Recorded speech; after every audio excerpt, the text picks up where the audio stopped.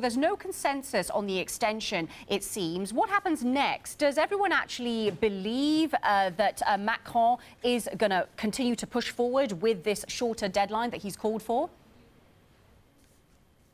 Good morning, Nara. Well, he is certainly pushing hard to get a very short technical extension that would essentially see the United Kingdom leave the European Union on November 15th. So that is, of course, way shorter than the extension that was requested by the United Kingdom and pushed forward also by Donald Tusk, the head of the European Council, which would see the UK stay until at least January 31st, 2020. Now, the thinking behind Macron is it's not just France. There's a number of other countries, too. They believe that if you keep that very short deadline, that would keep everyone focused on delivering Brexit. It would focus minds back in the UK. And of course, it would keep the EU out of a political game in the UK. Of course, we don't know whether this is going to lead to a general election or not. That is something that worries the Europeans. They do not want to get trapped in more political drama happening in the UK. I have to say, though, another part of this debate is a longer flexible extension that would see the UK leave before that, and there is also momentum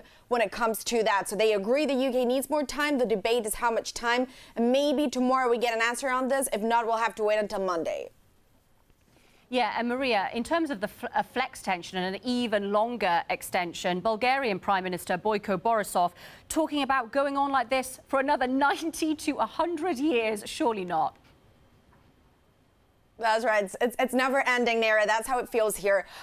The reality is the Europeans ultimately do believe that a no deal is not in anyone's interest, and the United Kingdom needs to leave with a deal. They have come to terms with the idea that they leave, but they leave with, as I mentioned, this deal. So what he's essentially hinting at is that ultimately, whenever they need more time, the EU is never going to push the UK out. They're never going to push the country into a chaotic exit, and they don't want to do it now because what they see now, and this is crucial, is that Prime Minister Boris Johnson is very, very close to delivering this deal. So they want to stick with him, and they believe that if anything, he is the man to deliver Brexit. He's the only one that can do this at this point. And if he needs more time, well, they're obviously willing to give him more.